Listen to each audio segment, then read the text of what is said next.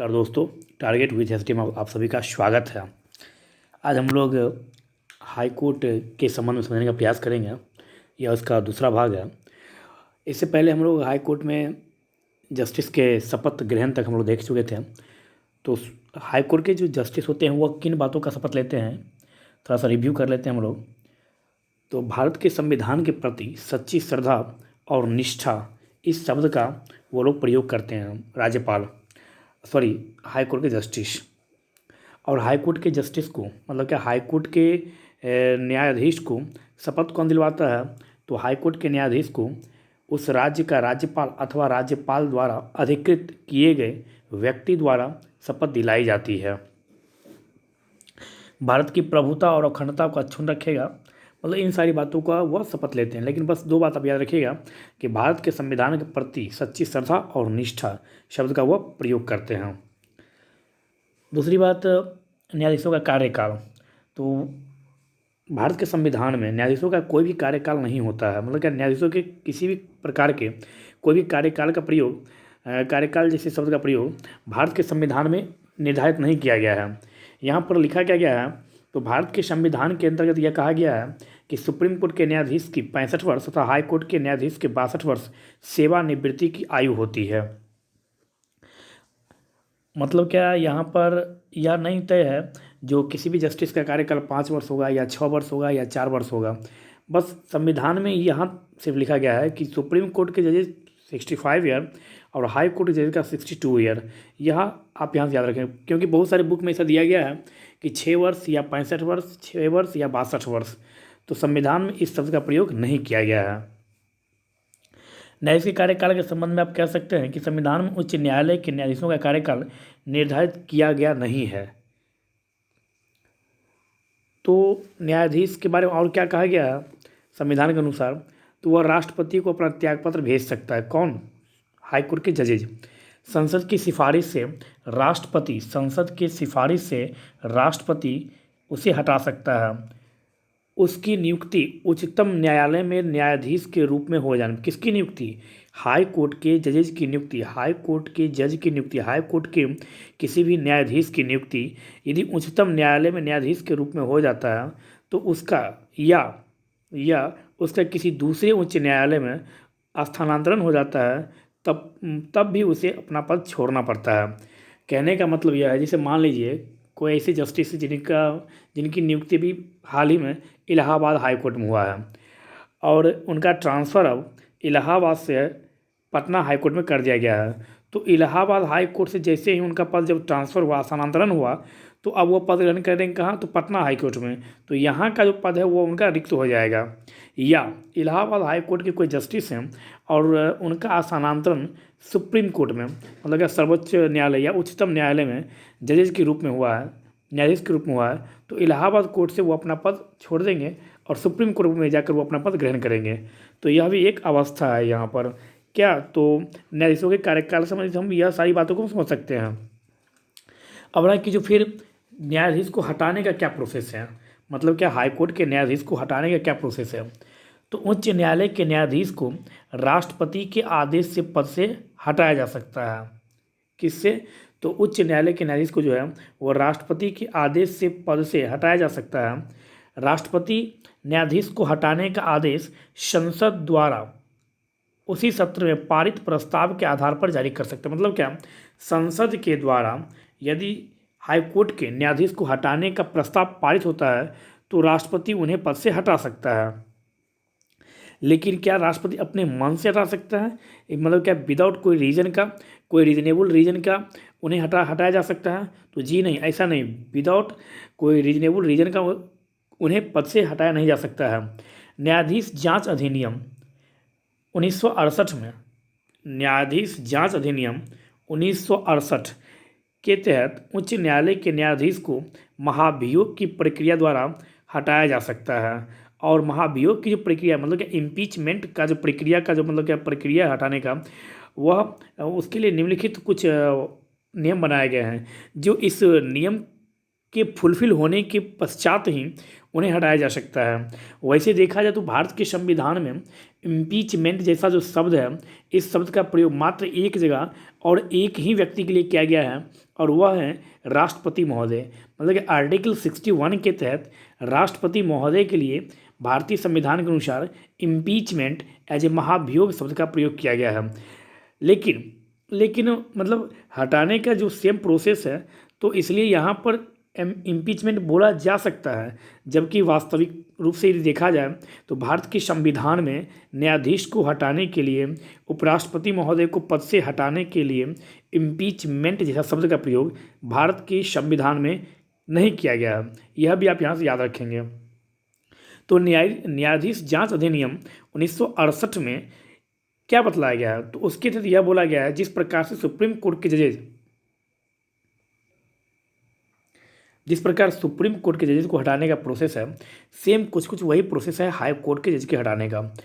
यहाँ बोला गया है कि जो यदि हाई कोर्ट के जज को हमको मतलब क्या पद से पदच्युत करना है, हटाना है, तो कम से कम 100 सदस्यों का लोकसभा में बहुमत अथवा राज्यसभा में कम से कम 50 सदस्यों के हस्ताक्षर से प्रस्ताव अध्यक्ष को सौंपा गया हो। मतलब क्या, यदि आपको मान लीजिए इलाहाबाद हाई कोर्ट के जज को, जो जस्टिस को हटाना है, माना कि, और आपको प्रस्ताव लाना है, यदि आप प्रस्ताव लोकसभा में लाने जा रहे हैं तो कम से कम 100 सदस्य इस प्रस्ताव पर हस्ताक्षर किया हो इनको हटाने के लिए, लोकसभा यदि आप लाने जा रहे हैं तो, या आप यदि राज्यसभा में लाने जा रहे हैं तो कम से कम राज्यसभा के 50 सदस्य उस प्रस्ताव पर अपनी सहमति दी हुई हो। तो यह भी आप याद रखें, लोकसभा में यदि लाएंगे तो कितना 100, और राज्यसभा में यदि लाएंगे प्रस्ताव को हटाने के लिए तो कम से कम 50 सदस्य का हस्ताक्षर होना चाहिए। अध्यक्ष या सभापति प्रस्ताव को स्वीकृत या अस्वीकृत कर सकते। मतलब क्या, यदि लोकसभा में गया तो लोकसभा स्पीकर के पास यह पावर है, स्पेशल पावर दिया गया है, इसमें उन्हें किसी से राय विचार मतलब क्या मशवरा विमर्श करने की कोई ज़रूरत नहीं है। अध्यक्ष के पास यह पावर है कि वह इस प्रकार के प्रस्ताव को वह स्वीकृत या अस्वीकृत कर सकते हैं। अध्यक्ष एज ए समकक्ष राज्यसभा के सभापति महोदय के पास भी यह, यदि राज्यसभा में लाया गया तो उनके पास भी यह पावर है कि वह इस प्रस्ताव को अस्वीकार करें या स्वीकार करें। इसके लिए उनके ऊपर किसी भी प्रकार का कोई भी दबाव या कोई भी बाध्यता नहीं दिया गया है। यदि प्रस्ताव स्वीकृत हो जाता है तो अध्यक्ष या सभापति आरोपों की जांच के लिए एक 3 सदस्यीय कमेटी का गठन करेंगे।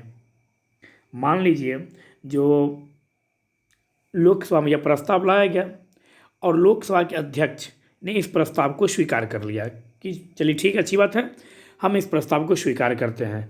तो स्वीकार करने के तत्पश्चात यह नहीं कि वो पद से मतलब कि हट जाएंगे वो जज महोदय। जब तक ऐसा भी नहीं, यहाँ पर एक बात यहाँ पर आप याद रखिएगा, जो यदि उनके खिलाफ इम्पीचमेंट लाया भी जा रहा है, मतलब क्या महाभियोग लाया भी जा रहा है, तो ऐसा नहीं कि उनके खिलाफ महाभियोग लाएगा तो उनको पद से तब तक हटा दिया जाएगा।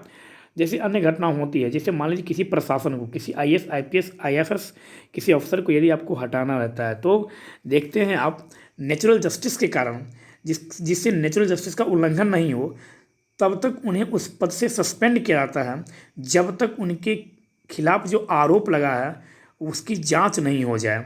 लेकिन जज मतलब कि न्यायाधीश के संबंध में ऐसा कोई प्रावधान नहीं है। कहने का क्या मतलब है यहाँ पर, कहने का मतलब यहाँ पर यह है कि न्यायाधीश के खिलाफ यदि प्रस्ताव लाया भी गया, यदि प्रस्ताव चल भी रहा है मतलब कि सदन में, तो भी वह अपने पद पे उसी रूप में कार्य करेंगे जैसे वह पूर्ववत रूप में वह अपना कार्य कर रहे थे। जब तक साबित नहीं होता तब तक वह पद से रिजाइन नहीं देंगे। यह आप यहाँ पर याद रखेंगे। तो अब क्या हुआ, तो उन्होंने स्वीकार कर लिया। तो स्वीकार करने के बाद अब 3 सदस्यीय एक कमेटी का गठन करेंगे। कौन?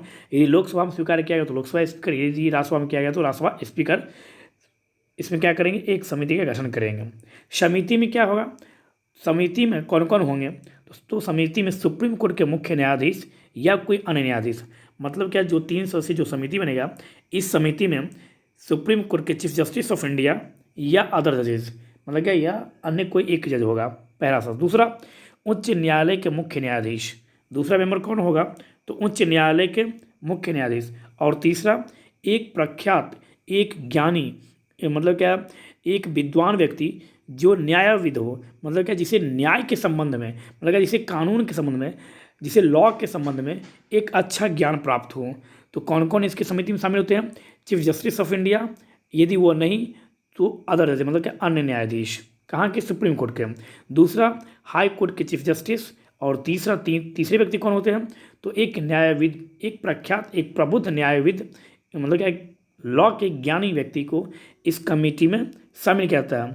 उसके बाद यह कमेटी इसकी जांच करती है और यह समिति यदि पाती है कि न्यायाधीश कदाचार का दोषी है या अयोग्य है तो सदन प्रस्ताव पर विचार कर सकता है। मतलब क्या, यह जो कमेटी जो बनी है, यह कमेटी यह फिक्स कर देती है, इस कमेटी के द्वारा जो जांच किया जाता है उसमें यह निर्धारित किया जाता है कि क्या जो जज के ऊपर, जो न्यायाधीश के ऊपर जो आरोप लगाया गया है वह आरोप में यह संलिप्त हैं या नहीं। यदि हैं तो प्रस्ताव पर सदन के द्वारा विचार किया जाता है। संसद के दोनों सदनों द्वारा विशेष बहुमत से प्रस्ताव पास होने के बाद न्यायाधीश को हटाने के लिए इसे राष्ट्रपति के पास भेजा जाता है।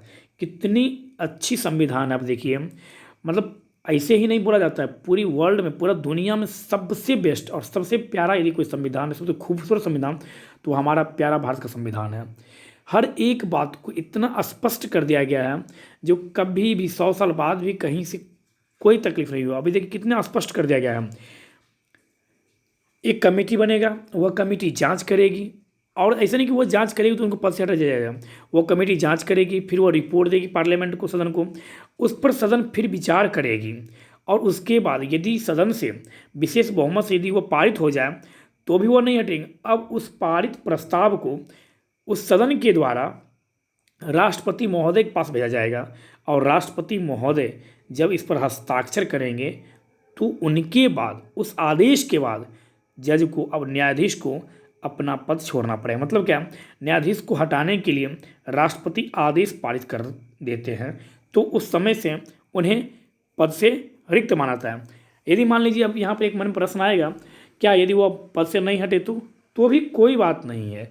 यदि आप नहीं दिए रिजाइन और राष्ट्रपति आदेश जारी कर चुके हैं तो आप रहें ना रहें उससे कोई मतलब नहीं है, ऑफिशियली आपका पद रिक्त माना जाएगा।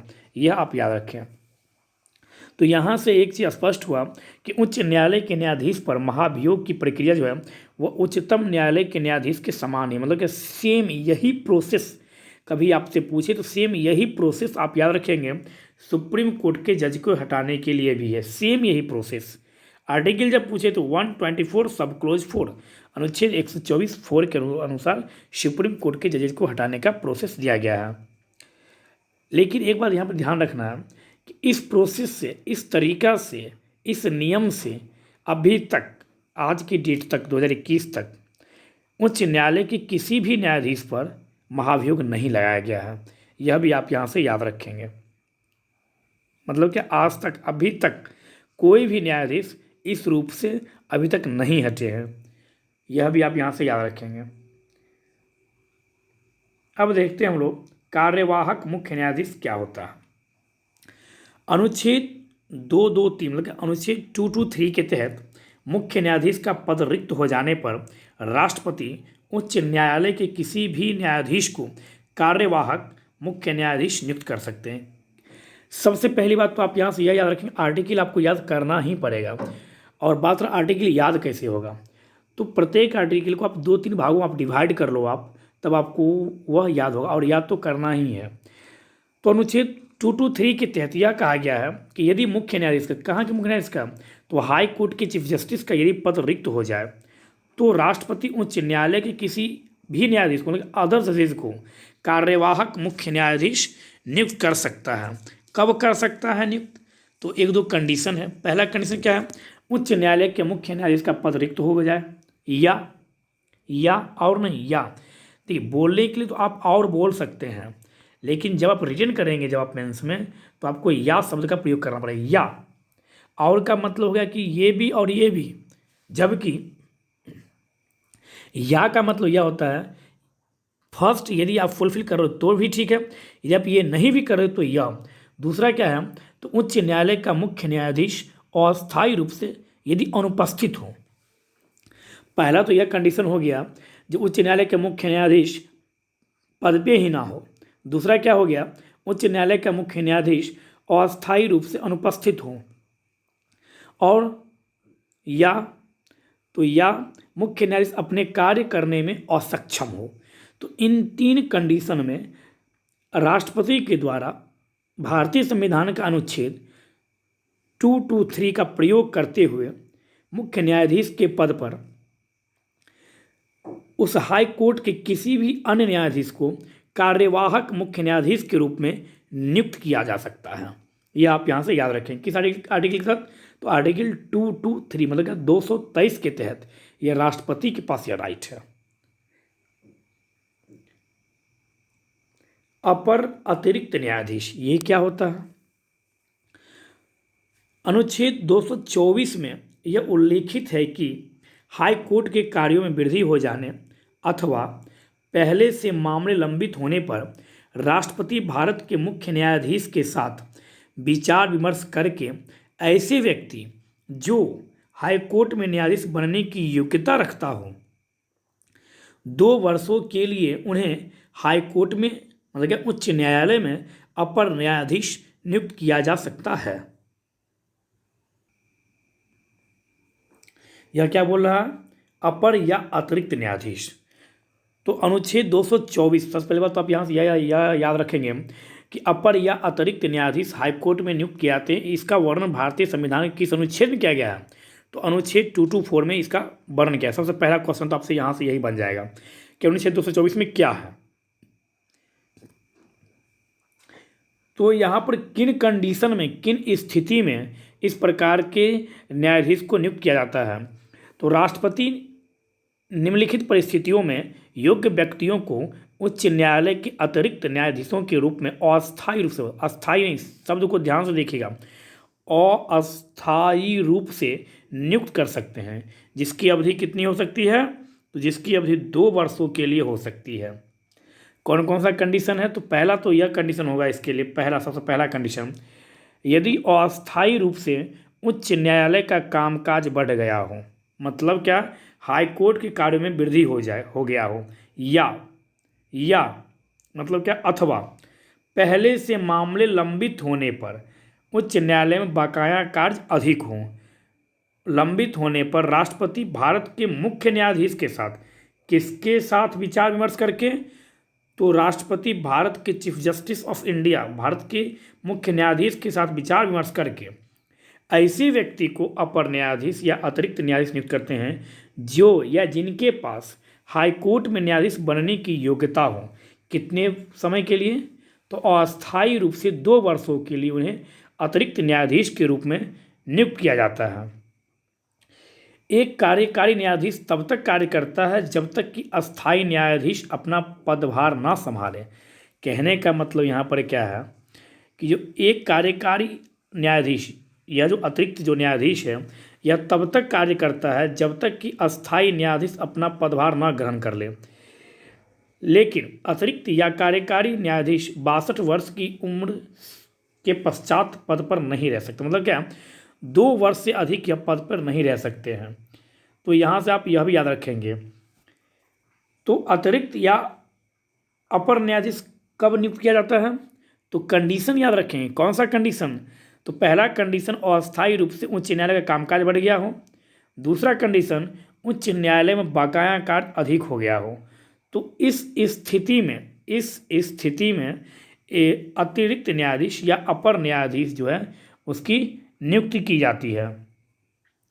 राष्ट्रपति इस स्थिति में योग्य व्यक्तियों को किसी उच्च न्यायालय का कार्यकारी न्यायाधीश नियुक्त कर सकता है जब उच्च न्यायालय का न्यायाधीश मतलब मुख्य न्यायाधीश के अलावा अनुपस्थित या अन्य कारणों से अपने कार्यों का निष्पादन करने में असमर्थ हों।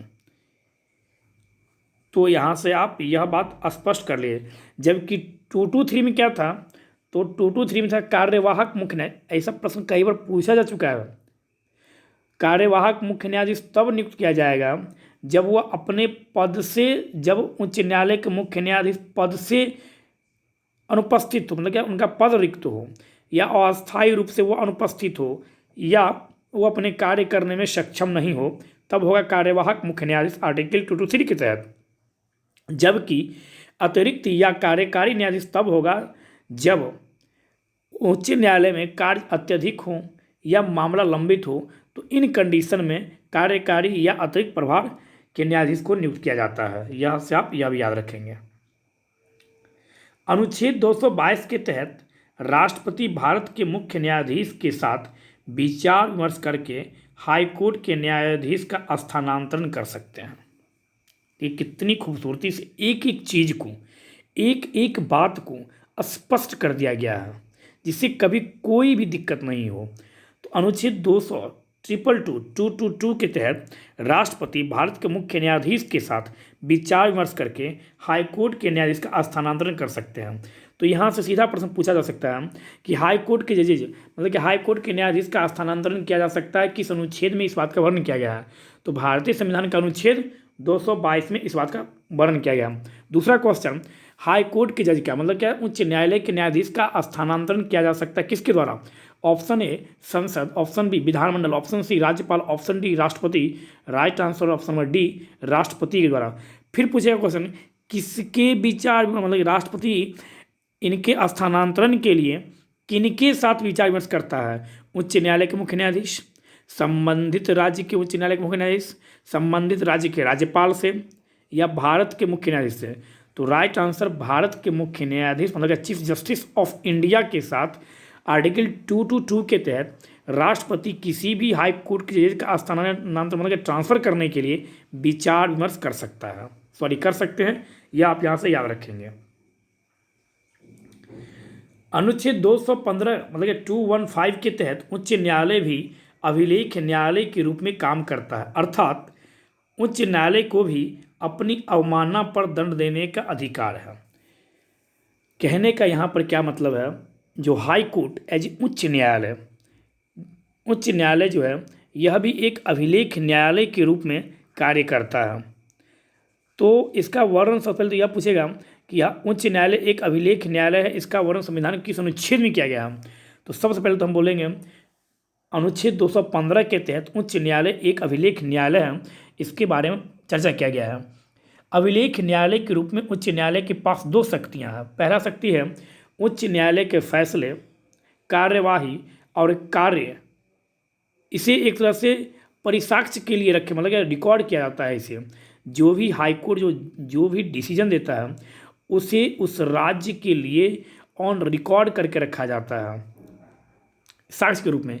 इन अभिलेखों को साक्ष्य के तौर पर रखा जाता है और अधीनस्थ न्यायालयों में कार्यवाही के समय इन पर सवाल नहीं उठाए जा सकते हैं।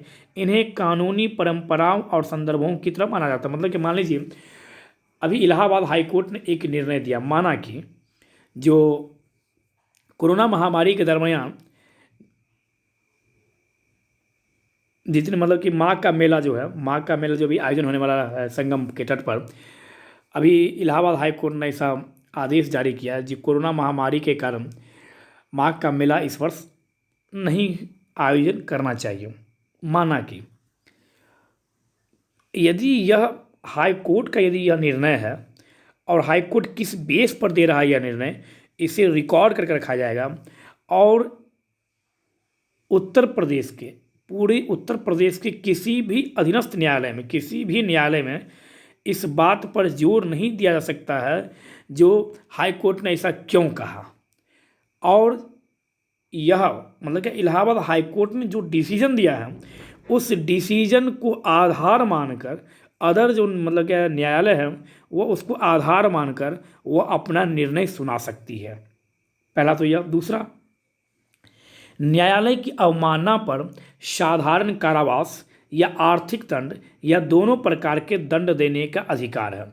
मतलब कहने का यहाँ पर यह है कि इलाहाबाद हाई कोर्ट ने कोई डिसीजन दिया है और उस डिसीजन को कोई व्यक्ति उसका अवमानना कर रहा है, तो इस अवमानना करने के कारण उस व्यक्ति को या तो कारावास हो सकता है या आर्थिक दंड हो सकता है या दोनों प्रकार के दंड से उसे दंडित किया जा सकता है। यह राइट है हाई कोर्ट के पास।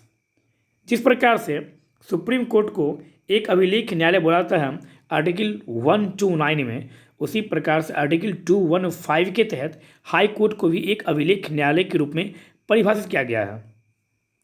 अभिलेख न्यायालय के रूप में एक उच्च न्यायालय किसी मामले के संबंध में दिए गए अपने स्वयं के आदेश अथवा निर्णय की समीक्षा की और उसमें सुधार की शक्ति भी उसे प्राप्त है।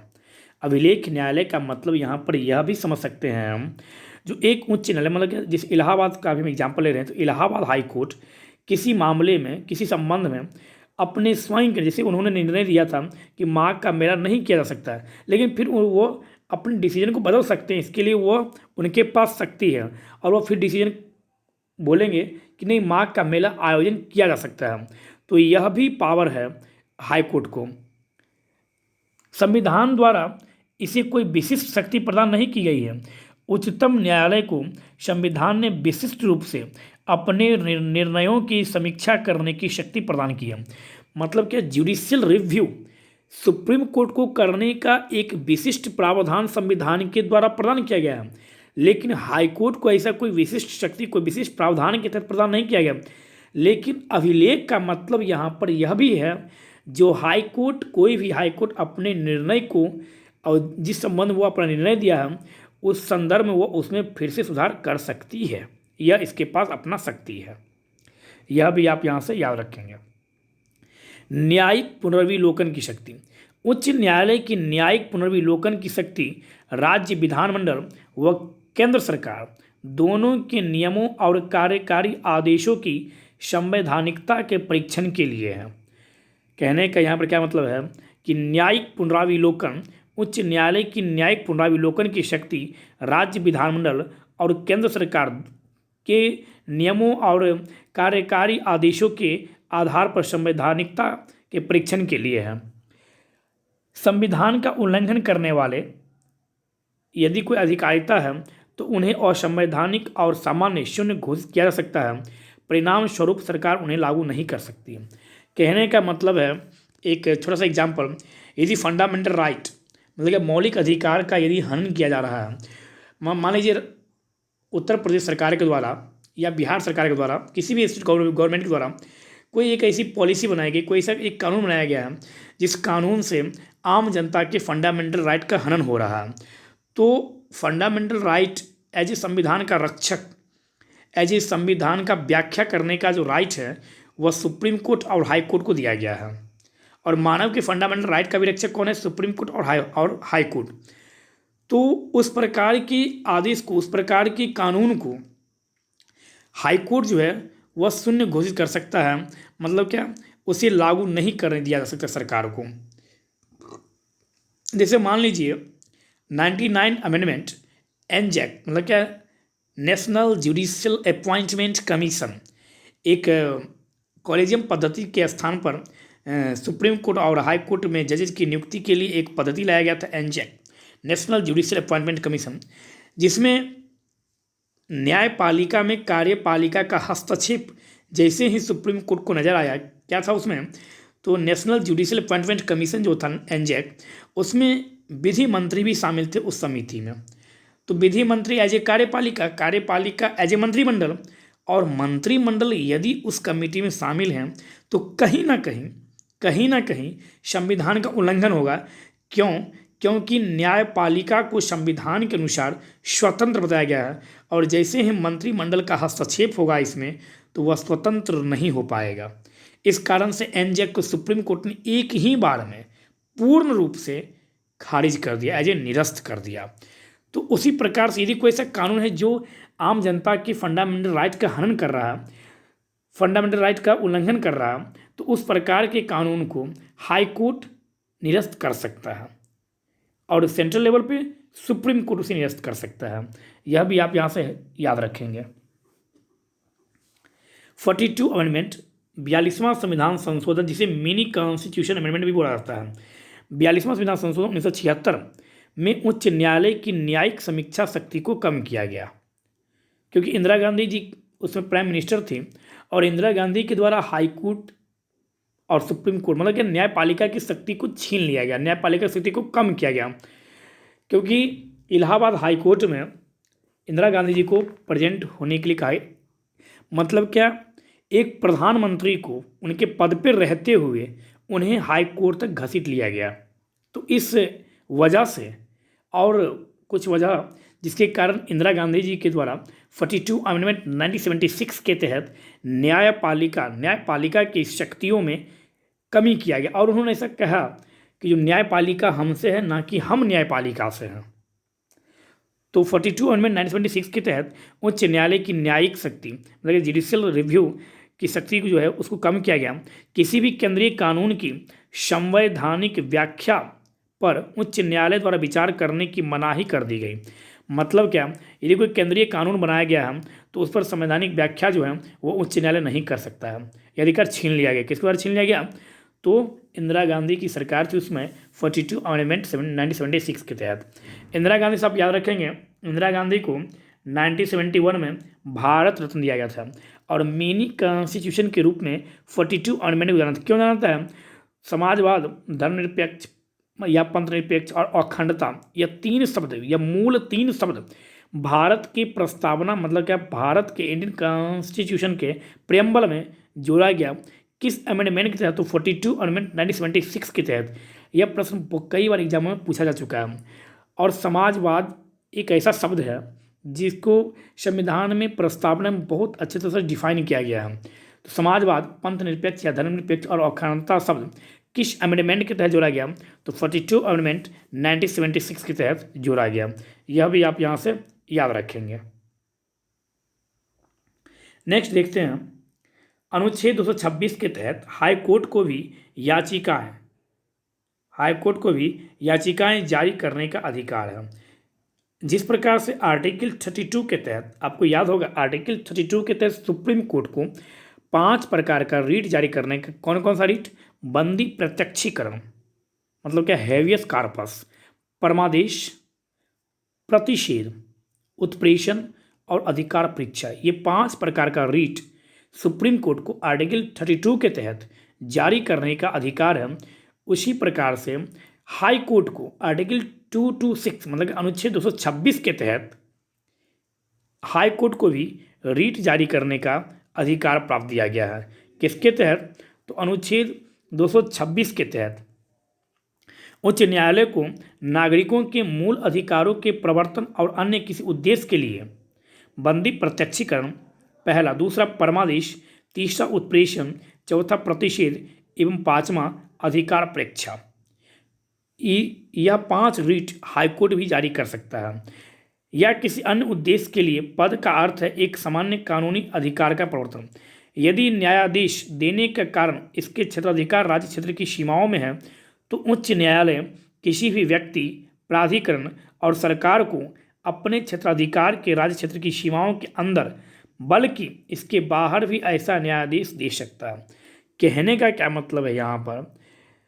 जो यदि सरकार या सरकार के द्वारा जो अधिकृत जो प्राधिकारी हैं, जो अधिकारी हैं, यदि उनके द्वारा भी किसी भी व्यक्ति का, किसी भी नागरिक का यदि फंडामेंटल राइट का हनन किया जा रहा है तो उस मामले में हाई कोर्ट के द्वारा यह 5 प्रकार का रीट जारी किया जा सकता है।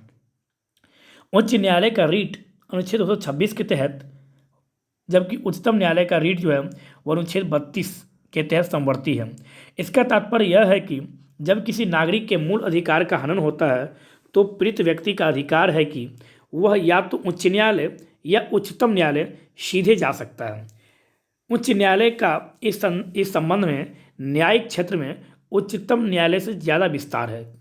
ऐसा इसलिए क्योंकि उच्चतम न्यायालय सिर्फ मूल अधिकारों के प्रवर्तन, मतलब मूल अधिकारों का यदि कोई हनन कर रहा है तो वो उस संबंध में वो आदेश दे सकता है, लेकिन किसी अन्य प्रयोजन, किसी अन्य बातों के लिए, अर्थात इसका विस्तार ऐसे मामले में नहीं है जहां एक सामान्य कानूनी अधिकार के उल्लंघन, मतलब क्या, यदि कोई कानूनी अधिकार यदि कोई हनन कर रहा है तो उसके लिए सुप्रीम कोर्ट रीट जारी नहीं कर सकता है।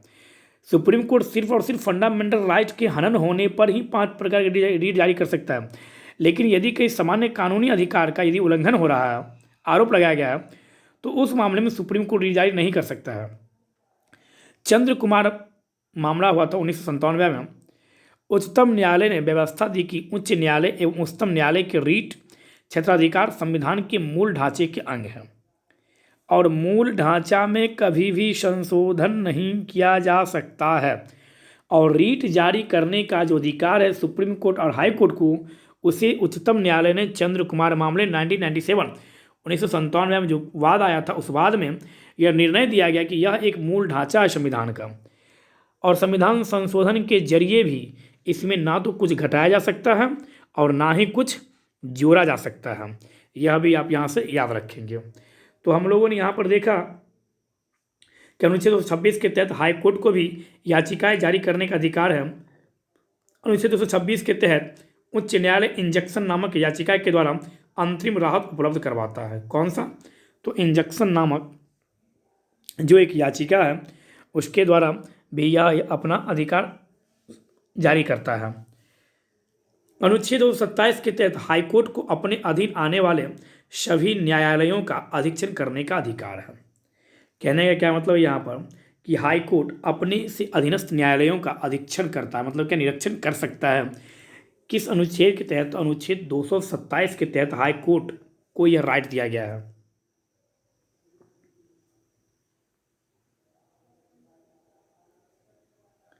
अनुच्छेद 228 के तहत उच्च न्यायालय सत्र न्यायालय में चल रहे किसी मामले को अपने पास मंगवा सकता है। मतलब क्या? मान लीजिए इलाहाबाद हाई कोर्ट, अभी इलाहाबाद हाई कोर्ट मान लीजिए किसी आप अधीनस्थ न्यायालय का नाम आप यहाँ पर ले सकते हैं। मान लीजिए बलिया, तो बलिया में अभी कोई बात चल रहा, या बनारस में कोई बात चल रहा है बनारस कोर्ट में, तो उस सत्र न्यायालय से अनुच्छेद 228 के तहत कोई ऐसा मामला है जिसको हाई कोर्ट बोला है कि नहीं तुम भेजो उसको हम खुद डील करेंगे हम, तो इस प्रकार के मामले को हाई कोर्ट अपने पास मंगा सकता है। अनुच्छेद 228 में यही बताया गया। क्या बताया गया है? तो अनुच्छेद 228 के तहत उच्च न्यायालय सत्र न्यायालय में चल रहे किसी मामले को अपने पास मंगवा सकता है। एक सत्र न्यायालय में चल रहे मामले को दूसरे सत्र न्यायालय में स्थानांतरित नहीं किया जा सकता। मतलब क्या? समकक्ष एज ए डिस्ट्रिक्ट कोर्ट का डिस्ट्रिक्ट कोर्ट, मतलब कि एक डिस्ट्रिक्ट कोर्ट के केस को दूसरे डिस्ट्रिक्ट कोर्ट के केस में दूसरे डिस्ट्रिक्ट कोर्ट में ट्रांसफ़र नहीं किया जा सकता। जैसे मान लीजिए बनारस में यदि कोई केस चल रहा है, या मान लीजिए बिहार में बेगूसराय डिस्ट्रिक्ट में कोई केस चल रहा है डिस्ट्रिक्ट कोर्ट में, तो बेगूसराय डिस्ट्रिक्ट कोर्ट जो है वह समस्तीपुर डिस्ट्रिक्ट कोर्ट को कोई भी केस ट्रांसफ़र नहीं कर सकता है। बनारस जो है, बनारस डिस्ट्रिक्ट कोर्ट यदि है तो Banaras district court Allahabad district court को केस ट्रांसफ़र नहीं कर सकता है। वह कहाँ करेगा? तो वह अपने उच्च में करेगा। जितना पावर बनारस डिस्ट्रिक्ट कोर्ट को है उतना ही पावर इलाहाबाद डिस्ट्रिक्ट कोर्ट के पास भी है, उतना ही पावर बेगूसराय डिस्ट्रिक्ट कोर्ट के पास है जितना पावर समस्तीपुर डिस्ट्रिक्ट कोर्ट के पास है। तो हमेशा ट्रांसफ़र जो है वो अपने से उच्च के पास क्या आता है। तो एक डिस्ट्रिक्ट कोर्ट कहाँ करेगा? अपने से उच्च। उससे उच्च कौन होगा? तो उस राज्य का हाई कोर्ट। तो यह भी आप यहाँ से याद रखेंगे। अनुच्छेद 229 के तहत उच्च न्यायालय के अधिकारियों और कर्मचारियों की नियुक्ति मुख्य न्यायाधीश के द्वारा किया जाता है। अनुच्छेद 229 के तहत यह बतलाया गया है कि उच्च न्यायालय के बहुत सारे उच्च न्यायालय में हाईकोर्ट बहुत सारे अधिकारी होते हैं, उनकी नियुक्ति और कर्मचारी की नियुक्ति चीफ जस्टिस के द्वारा किया जाता है। अनुच्छेद 233 के तहत राज्यपाल हाईकोर्ट से भी विचार विमर्श करके जिला न्यायाधीशों की नियुक्ति करता है। अब यहाँ से प्रश्न कई बार पूछा जा चुका है एग्जाम में, चाहे वह जे का एग्जाम हो चाहे वह साधारण एग्जाम हो। जो जिला न्यायाधीशों की नियुक्ति कौन करता है? तो राज्यपाल करते। किसके द्वारा? तो हाईकोर्ट से भी विचार विमर्श करके करते हैं। यह आप यहाँ से किस अनुच्छेद से? अनुच्छेद 233 के तहत। अनुच्छेद 234 में यह बतलाया गया है कि जिला न्यायाधीशों के अलावा अन्य न्यायिक सेवाओं के अधिकारियों की नियुक्ति राज्यपाल द्वारा उच्च न्यायालय तथा राज्य लोक सेवा आयोग के साथ विचार विमर्श करके की जाती है। आर्टिकल 234 में यह बतलाया गया है कि जिला न्यायाधीशों के अलावा अन्य न्यायिक सेवा के अधिकारियों की नियुक्ति राज्यपाल करता है, लेकिन किसके साथ विचार विमर्श करके? तो उच्च न्यायालय तथा राज्य लोक सेवा आयोग PCS आयोग जो है, पब्लिक सर्विस कमीशन आयोग जो है, उसके साथ विचार विमर्श करके यह कार्य राज्यपाल द्वारा आर्टिकल 234 के तहत किया जाता है। आप यहाँ से यह भी याद रखेंगे। हाई कोर्ट के पास भी जिस प्रकार से जैसे सुप्रीम कोर्ट के पास कुछ अधिकार है, क्षेत्र है, शक्ति है, उसी प्रकार से हाई कोर्ट के पास भी कुछ अधिकार कुछ क्षेत्र है। तो उच्च न्यायालय का न्याय क्षेत्र एवं शक्तियाँ में हम देख सकते हैं कि वर्तमान समय में उच्च न्यायालय को कुछ न्यायिक क्षेत्र और कुछ न्यायिक शक्तियाँ जो है वह प्राप्त है। तो इसको थोड़ा सा हम सिर्फ समझ लेंगे, बस हम थोड़ा सा याद रखेंगे इसको। पहला आप याद रखिएगा प्रारंभिक क्षेत्राधिकार।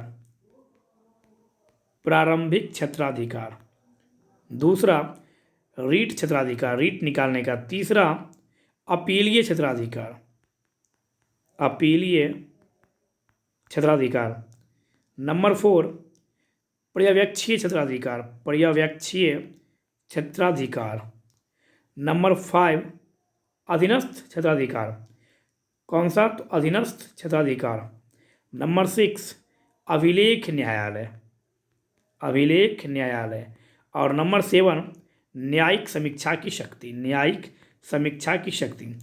यह उच्च न्यायालय के पास यह अधिकार है। तो प्रारंभिक क्षेत्राधिकार, यहाँ पर यह थोड़ा सा याद रखिएगा, प्रारंभिक क्षेत्राधिकार के अंतर्गत तो नागरिकों के मूल अधिकारों का जो प्रवर्तन है वह प्रारंभिक क्षेत्राधिकार के अंतर्गत आता है। यह आप यहाँ से याद रखेंगे। संविधान की व्याख्या के संबंध में अधीनस्थ न्यायालय से स्थानांतरित मामला, यह भी हाईकोर्ट के प्रारंभिक क्षेत्राधिकार के मामले में आता है।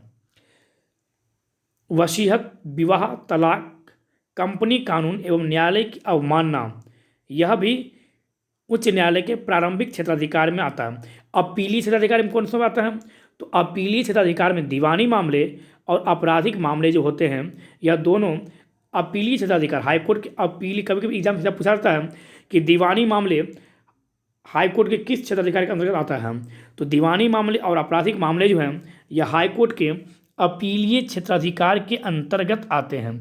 यहाँ से आप यह भी याद रखेंगे। तो इस प्रकार से हम लोग कुछ प्रमुख हाईकोर्ट, मतलब क्या, हाईकोर्ट के संबंध में प्रयास किए। अब कुछ प्रमुख हाईकोर्ट और उनके स्थापना वर्ष देख लेते हैं। तो जैसे आप याद रखिएगा, इलाहाबाद हाईकोर्ट, इलाहाबाद हाईकोर्ट की स्थापना 1866 में हुई थी। हैदराबाद हाईकोर्ट की स्थापना 1954 में हुई थी। बॉम्बे, कलकत्ता और मद्रास हाईकोर्ट की स्थापना 1862 में। छत्तीसगढ़ हाईकोर्ट की स्थापना 2000 ईस्वी में। झारखंड हाईकोर्ट की स्थापना 2000 ईस्वी में।